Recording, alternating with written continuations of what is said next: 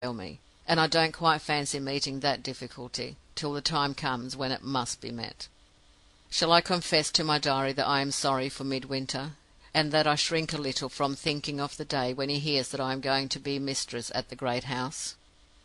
But I am not mistress yet, and I can't take a step in that direction of the great house till I have got the answer to my letter, and till I know that Midwinter is out of the way. Patience, patience. I must go and forget myself at my piano. There is the Moonlight Sonata open and tempting me on the music-stand. Have I nerve enough to play it, I wonder? Or will it set me shuddering with the mystery and terror of it, as it did the other day? 5 o'clock. I have got his answer. The slightest request I can make is a command to him. He has gone, and he sends me his address in London. There are 2 considerations, he says, which help to reconcile me to leaving you. The first is that you wish it, and that is only to be for a little while. The second is that I think I can make some arrangements in London for adding to my income by my own labour. I have never cared for money for myself, but you don't know how I am beginning already to prize the luxuries and refinements that money can provide, for my wife's sake. Poor fellow! I almost wish I had not written to him as I did. I almost wish I had not sent him away from me. Fancy if Mother Oldershaw saw this page in my diary! I have had a letter from her this morning, a letter to remind me of my obligations, and to tell me she suspects things are all going wrong. Let her suspect. I shan't trouble myself to answer. I can't be worried with that old wretch in the state I am in now. It is a lovely afternoon. I want a walk. I mustn't think of Midwinter. Suppose I put on my bonnet and try my experiment at once at the great house? Everything is in my favour. There is no spy to follow me, and no lawyer to keep me out, this time. Am I handsome enough to-day? Well, yes, handsome enough to be a match for a little dowdy, awkward, freckled creature, or to be perched on a form at school, and strapped to a backboard to straighten her crooked shoulders. The nursery lisps out in all they utter. Besides, they always smell of bread and butter. How admirably Byron has described girls in their teens. 8 o'clock. I have just got back from Armadale's house. I have seen him and spoken to him, and the end of it may be set down in 3 plain words. I have failed.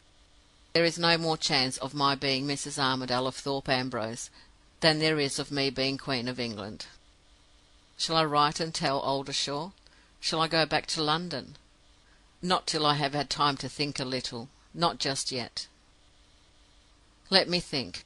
I have failed completely. Failed, with all the circumstances in favour of success. I caught him alone on the drive in front of the house. He was excessively disconcerted, but at the same time quite willing to hear me. I tried him, first quietly, then with tears, and the rest of it. I introduced myself in the character of the poor innocent woman whom he had been the means of injuring. I confused, I interested, I convinced him. I went on the purely Christian part of my errand, and spoke with such feeling of his separation from his friend, for which I was innocently responsible, that I turned his odious rosy face quite pale, and made him beg me at last not to distress him. But whatever other feelings I roused in him, I never once roused his old feeling for me. I saw it in his eyes when he looked at me. I felt it in his fingers when we shook hands. We parted friends, and nothing more. It is for this, is it, Miss Milroy, that I resisted temptation, morning after morning, when I knew you were out alone in the park? I have just left you time to slip in and take my place in Armadale's good graces, have I? I never resisted temptation yet without suffering for it in some such way as this. If I had only followed my first thoughts on the day when I took leave of you, my young lady. Well, well, never mind that now. I have got the future before me. You are not Mrs. Armadale yet. And I can tell you one other thing. Whoever else he marries, he will never marry you. If I am even with you in no other way, trust me, whatever comes of it, to be even with you there. I am not, to my own surprise, in one of my furious passions. The last time I was in this perfectly cool state, under serious provocation, something came of it, which I daren't write down, even in my own private diary. I shouldn't be surprised if something comes of it now. On my way back I called at Mr. Bashwood's lodgings in the town. He was not at home, and I left a message telling him to come here tonight and speak to me. I mean to relieve him at once of the duty of looking after Armadale and Miss Milroy. I may not see my way yet to ruining her prospects athwart Ambrose as completely as she has ruined mine, but when the time comes, and I do see it, I don't know to what lengths my sense of injury may take me, and there may be inconvenience, and possibly danger, in having such a chicken-hearted creature as Mr. Bashwood in my confidence. I suspect I am more upset by all this than I supposed. Midwinter's story is beginning to haunt me again, without rhyme or reason. A soft, quick, trembling knock at the street door. I know who it is. No hand but old Bashwood's could knock in that way. 9 o'clock. I have just got rid of him. He has surprised me by coming out in a new character. It seems, though I didn't detect him, he was at the great house while I was in company with Armadale. He saw us talking on the drive, and he afterward heard what the servants said, who saw us too. The wise opinion below stairs is that we have made it up, and that the master is likely to marry me after all. "He's sweet on her red hair," was the elegant expression they used in the kitchen. "Little Missy can't match her there, and little Missy will get the worst of it." How I hate the coarse ways of the lower orders! While old Bashwood was telling me this, I thought he looked even more confused and nervous than usual, but I failed to see what was really the matter until after I had told him that he was to leave all further observation of Mr. Armadale and Miss Milroy to me.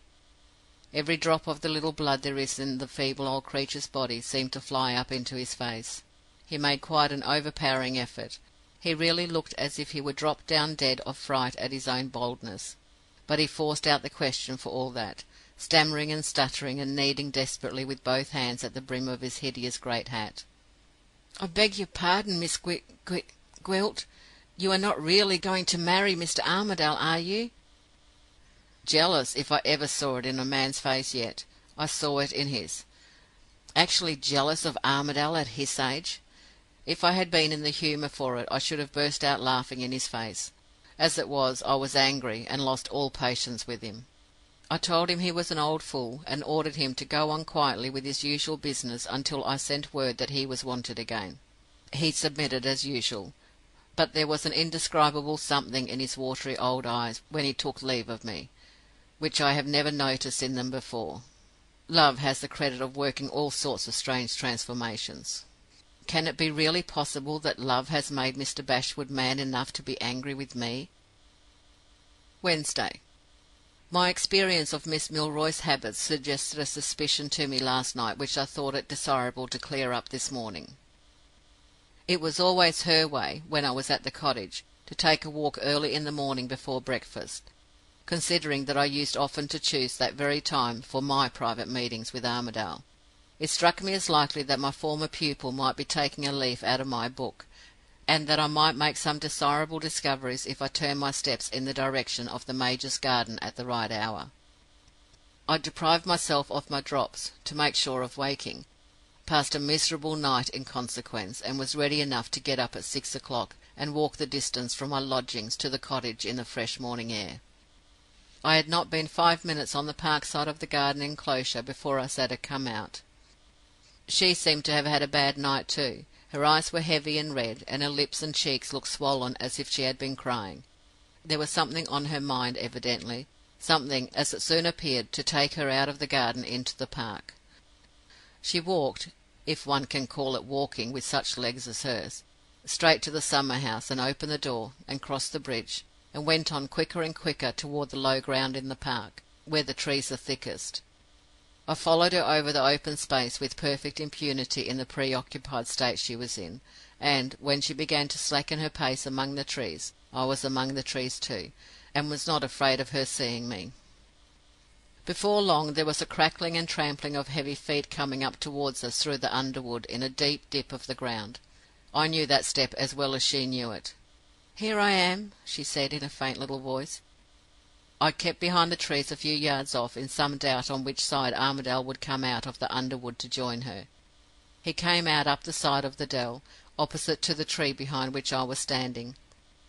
They sat down together on the bank. I sat down behind the tree, and looked at them through the underwood, and heard without the slightest difficulty every word that they said. The talk began